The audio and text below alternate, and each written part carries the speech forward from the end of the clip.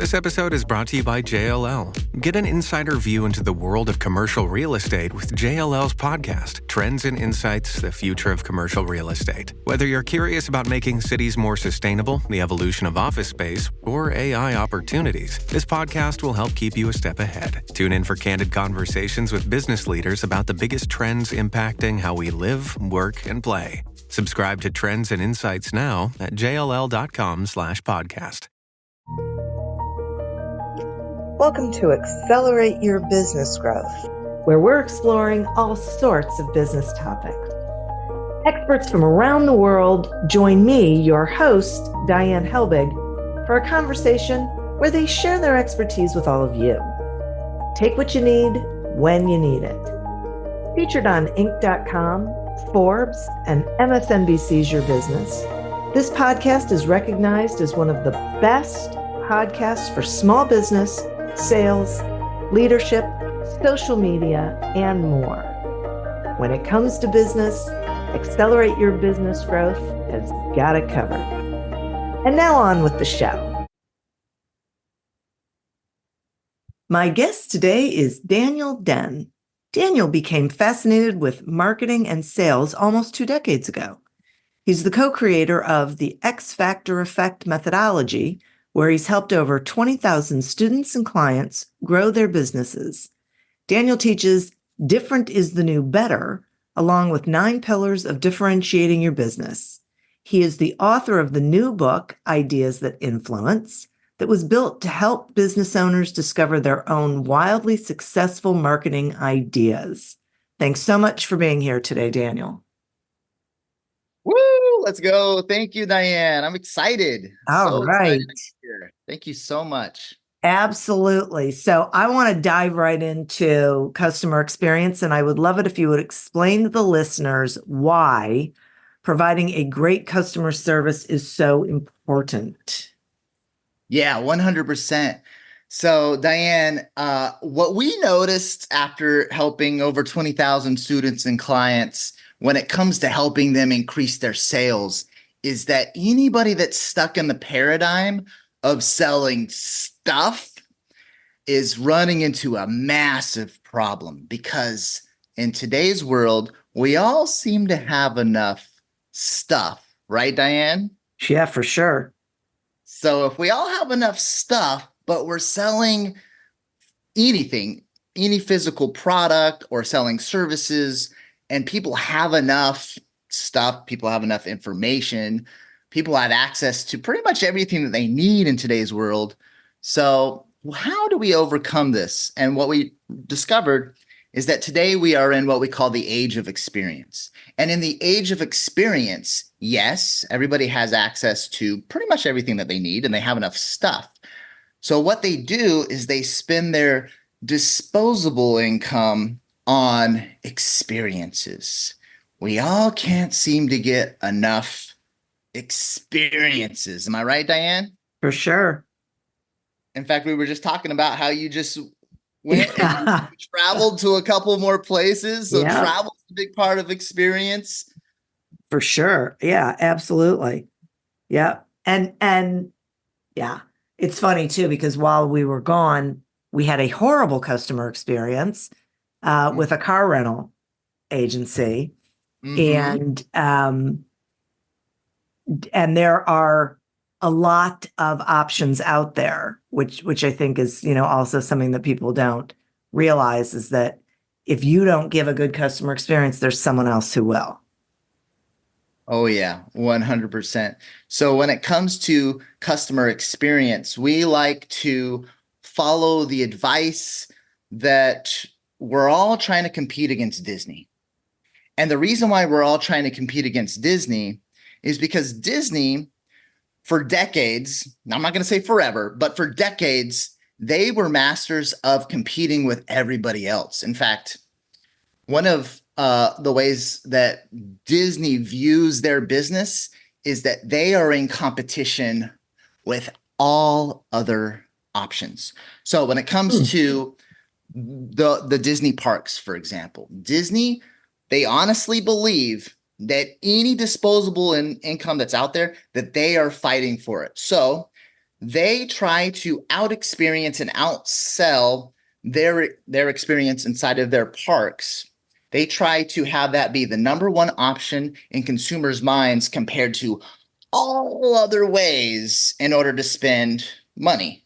So if a family is considering buying a brand new television, Disney is in the mindset that they need to do everything possible to first get the idea implanted into that family's mind that they first want to come and experience a Disney vacation rather than first spending that extra money that they have on a brand new television, which is just a massive, massive mindset shift when it comes to how we approach our marketing and how we approach our sales.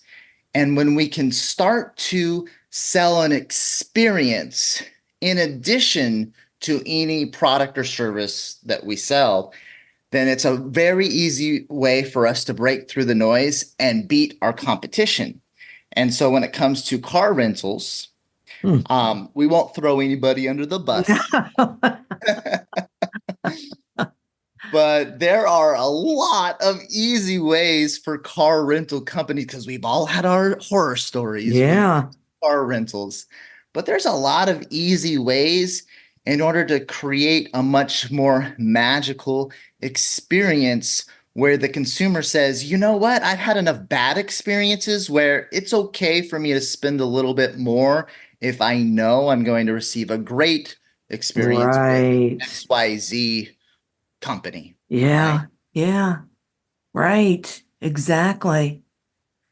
Okay. So if business owners, and they're listening to this episode and they're thinking, okay, I hear it, I get it, but I don't really know what to do. What's your biggest tip for those folks?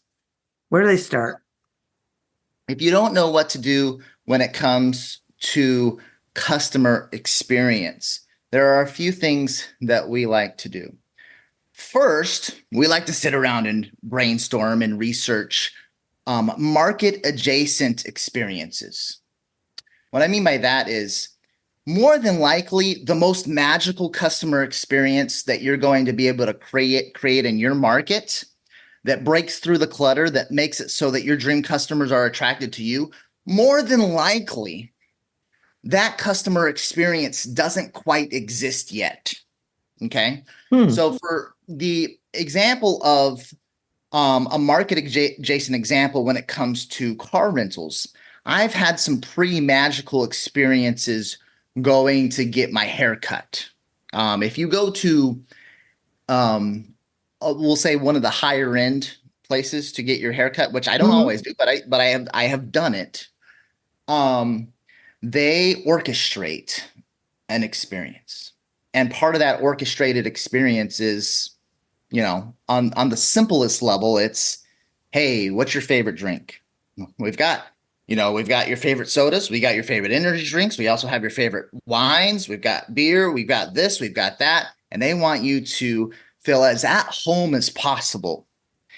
And then that's just the start of the experience, and then they'll walk you through the whole process, and, it'll be a great conversation. And then it's going to be the most relaxing, enjoyable, hair wash whatever point in the process that they're taking you to, that you get your hair washed. It's just going to be, magical, and they've got the right smells going on, and they're using the oils, and they're massaging your template. If you're comfortable with that, if they sense that if they sense that you're the type of customer that's not comfortable with that, then they're going to take you through a different journey, and it's going to be tailored to you having the best experience for you. Now, if we take that market adjacent example and we say, okay, so how do we apply this to car rentals? Well, now here's where we get fun. Right? So what is it that they did at those high-end salons that we could borrow for car rentals? One of the things we could do is get rid of the line. Oh my goodness.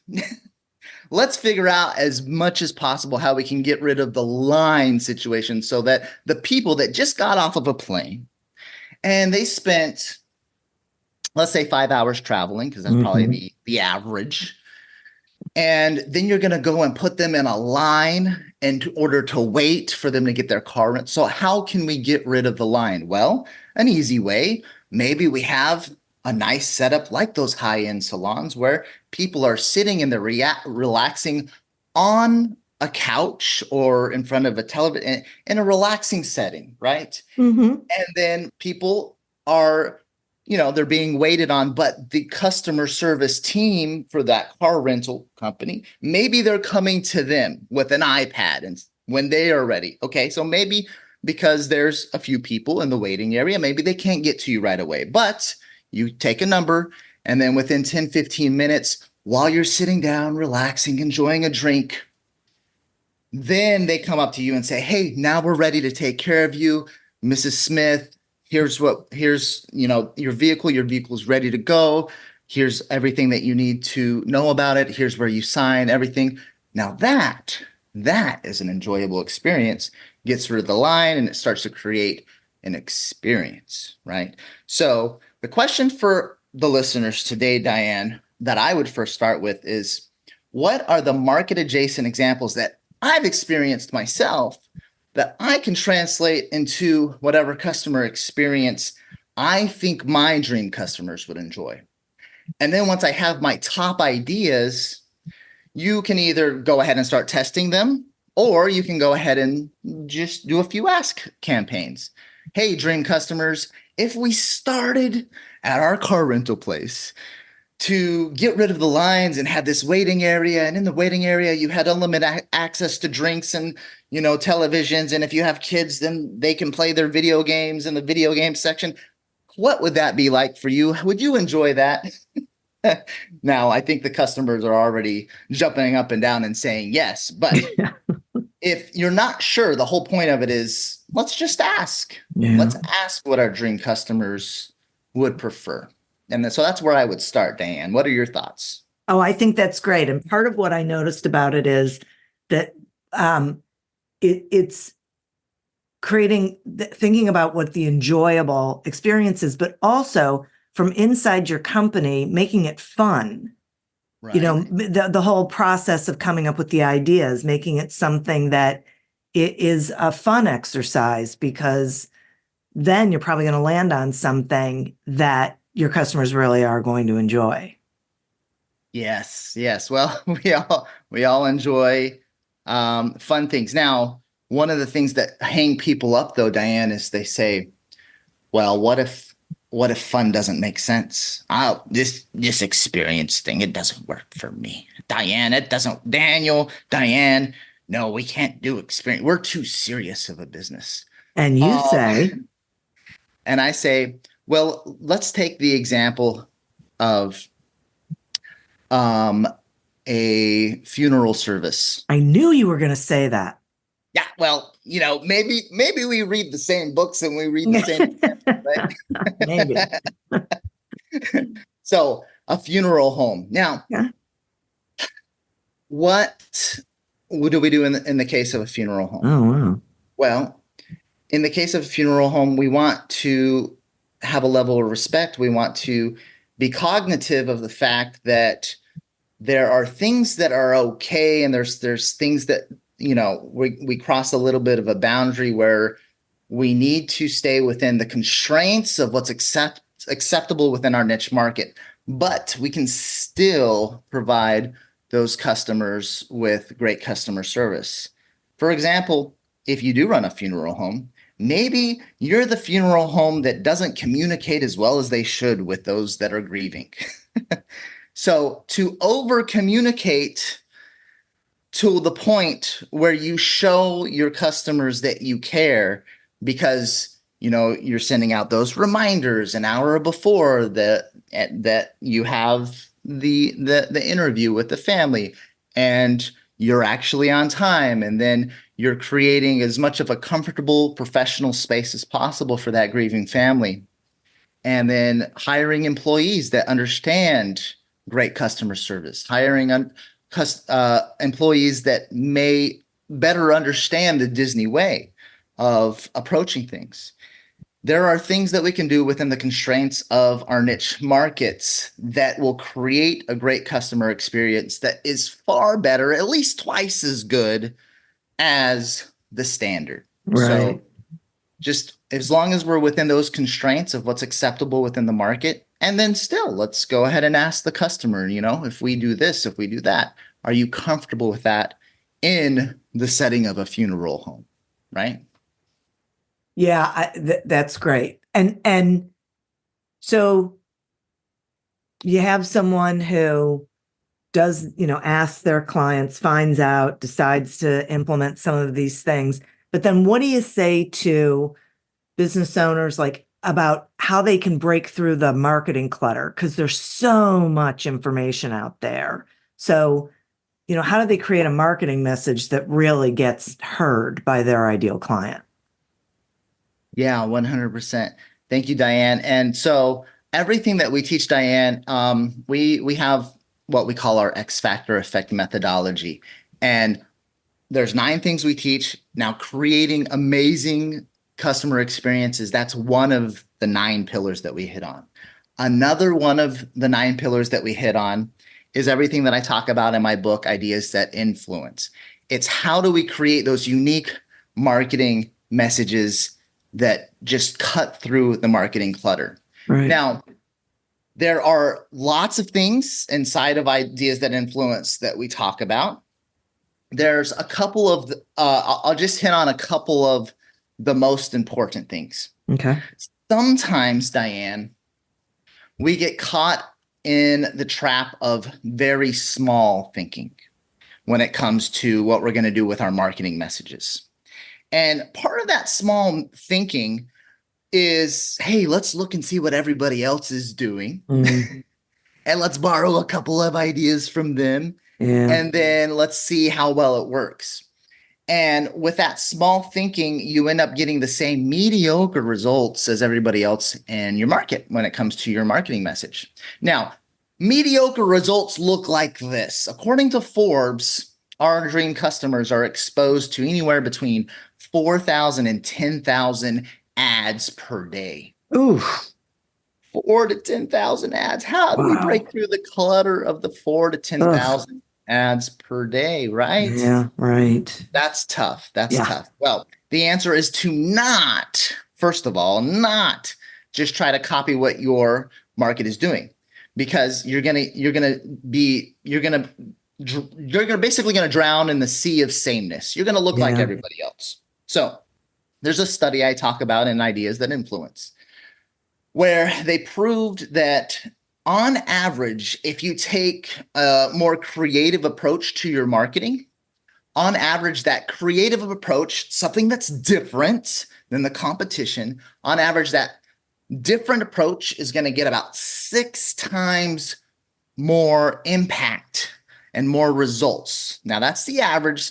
Obviously, you can strike out. You can put something different out in the market that does not resonate with your dream customers. But on average, if you do something different, you're about 6 times better results, 6 times more results if you do something different. So lots of businesses, they fall into the trap, Diane.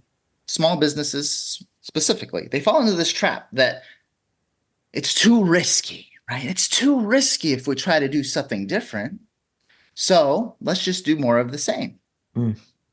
But the truth is, the more risky approach is to do more of the same, because you drown in the sea of sameness and you blend into the 4 to 10,000 ads that your dream customers are seeing on a daily basis. Right. So what we want to do is we want to do something creative, impactful, and different that breaks through the noise of that 4 to 10,000 ads. If it doesn't pass the test of, I have to pay attention, I have to see what's going on with this marketing. Like, what is this? This is so different that if it doesn't pass that test, that it's so different that I have to pay attention, then you're probably going to end up in the sea of sameness, and you're going to fall into the trap of looking like everybody else in your market. And if you look like everybody else, then you get the same results as everybody else.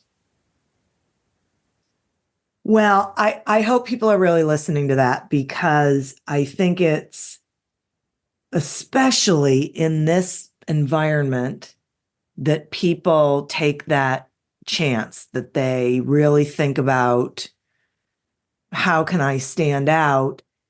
Do you think that it, how do I want to ask this question? That as they're standing out, it still has to fit with their brand, their core, values. I mean, we're not saying people should just go way over into left field, right? Correct. So when it comes to branding, so that's actually one of the pillars as well. So we can be different by creating unique brands that, stand out in the marketplace. Uh-huh. You do want your marketing to be on brand. You don't want to do things that are so far out in left field that they don't align with your core values. So the question is, how can we flip that and say, how are we already different? And if my brand is not different, if my brand also is getting stuck in the seam of sameness, how can we focus? First of all, how can we tweak things? How can we work on our core values as a business? How can we tweak our branding so that, like, maybe with a refreshed brand, we already have some unique differences that more align with how we want to attract our dream customers. And then within our core values, within our differences, then how do we create marketing that still aligns with that is different, that attracts our dream customers? So I love to use the example, Diane, of a dentist when it comes to branding. So when it comes to brand names and brand logos, when it comes to a dentist, unfortunately, dentists fall into the following trap. What they'll do is they'll say, all right, we're going to come up with our business name, and, all right, let's do our last name, dental. So we're going to call it Daniel Din Dental. Oh, it's got nice alliteration. It's going to work like crazy. Daniel Din Dental. There we go. All right. So I got my brand. It's Daniel Din Dental. Basically used my name and just threw dental at the end. Okay. Now, first of all, as cool as that sounded with the alliteration, so it is an improvement, but as cool as that sounded, I'm still stuck in the sea of sameness because I just threw my name on there and said dental, right? Yeah. So first of all, I'm still in the sea of sameness, even though I have alliteration. So Daniel Din Dental, and then I'm gonna go to my designer, and I'm gonna say, hey, guess what, Mr. Designer? Designer Diane, this is what I figured out. All right. All the logos, what they have is they're normally blue on a white background. And they've got it's like black and blue on a white background. And some of them have, like, they put my name in a cool way, and some of them have a tooth. Okay. Right. And then some of them get crazy and they put a toothbrush in the logo. All right. So Designer Diane, what I want is I wanted to say my name, Daniel Din Dental. And then I wanted to have a tooth. And then if you feel like going crazy, Diane, I want you to throw a toothbrush in there. And then you're going to say, all right, I got this, Daniel Din Dental. Let's put this together. It's going to be amazing. And then you're going to bring it back to me. I'm going to be like, oh, it's perfect. Designer Diane, it is perfect. You got it perfect. It's got my name. It's in blue on a white background, and it's got a tooth, and it's got that toothbrush, and it's just looking pristine. And then I've successfully, if you put my logo next to all of the other logos in my state, right? Yeah. You just put them all on a board. Once again, I'm stuck in the sea of sameness, right? So when it comes to my brand as well, so we want our brands to break through the noise. We want our customer experience to break through the noise. We want our marketing ideas to break through the noise. And of course, we want it to all align with our brand, the way we do business, our core values, etc., which is easier said than done, but with the right processes and procedures, when it comes to our marketing and how we do our sales, we can get it. We can get it right. We can be creative. We can do it in a way our dream customers love.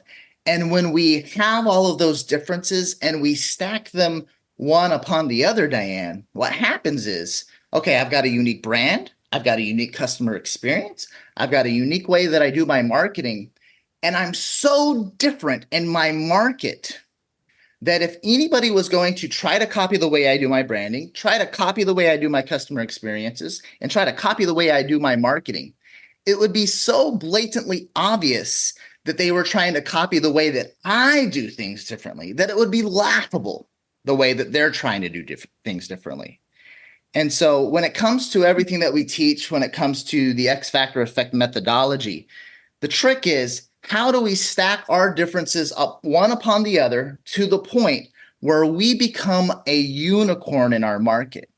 And that unicorn is so unique and desirable to the dream customers that we stand out, we break through the marketing clutter, our dream customers are attracted to us, and the competition, if they try to do things the same way we do, they are just laughed away as a copycat competitor. Right. And it works if we stack our differences one upon the other. It does not work if I only have one big difference that makes a difference inside of my business, or if I only have like one unique selling proposition inside of my business. If I have one unique selling proposition, maybe I've got the best guarantee in the world. If it's just one difference, the competition can copy that one difference, right? A guarantee, for example, easily copied. Sure. Yeah.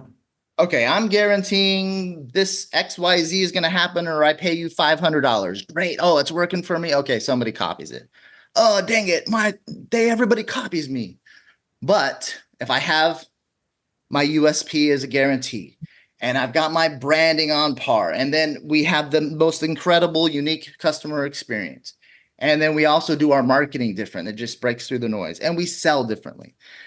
And we've got better offers because we do value-based selling. And so you stack all those differences upon one another, and it gets to the point where your competition throws their hands up and they say, you know what? Okay, they're too different. We can't compete with them. So let's just not try. Nice.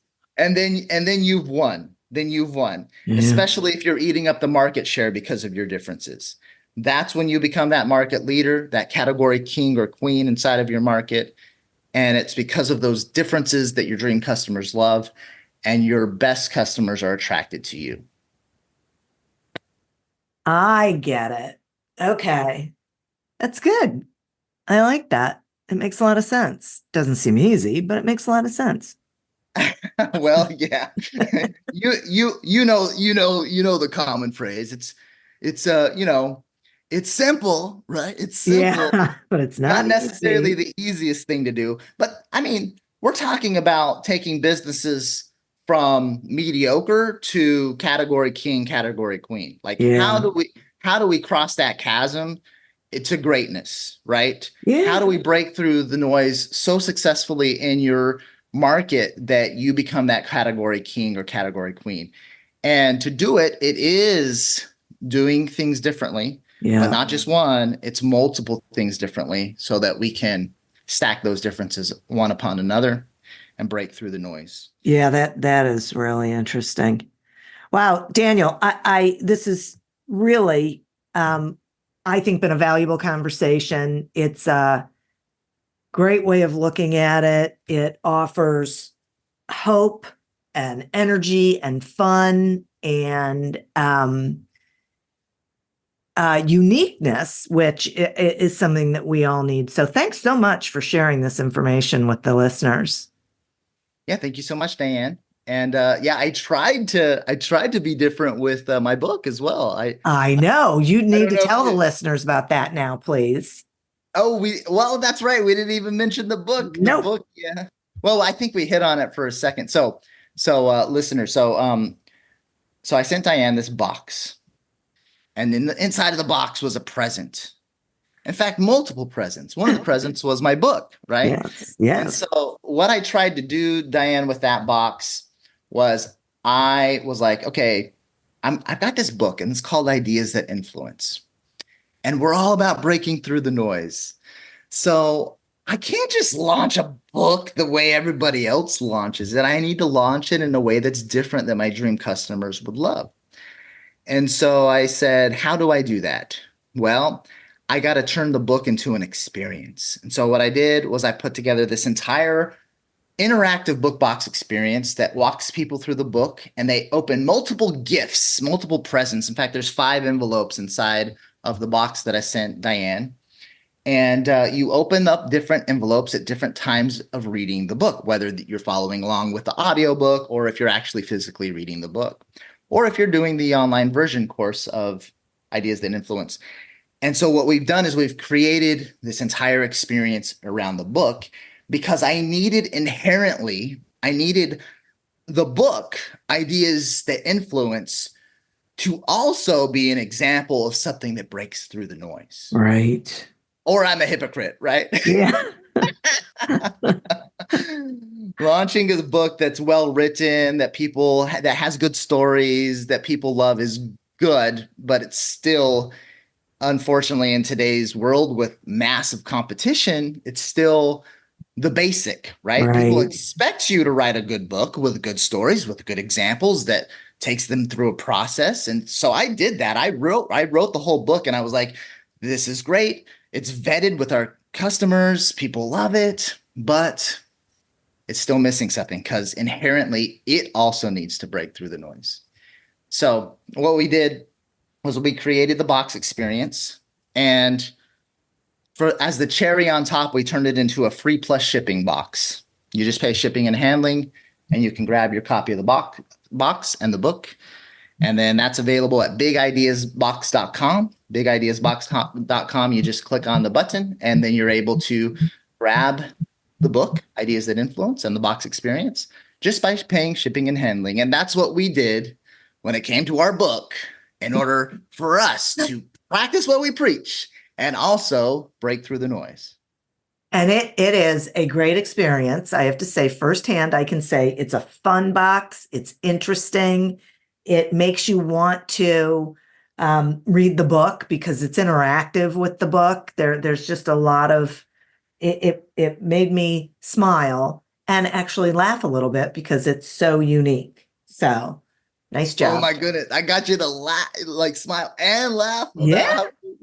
Yeah. Look, how about that? Now I'm flattered. Thank you, Diane. That's amazing. That's amazing. Well, I think it's a great idea. And it got me thinking about ideas just from getting the box. It got me thinking about ideas that I could use. So yeah.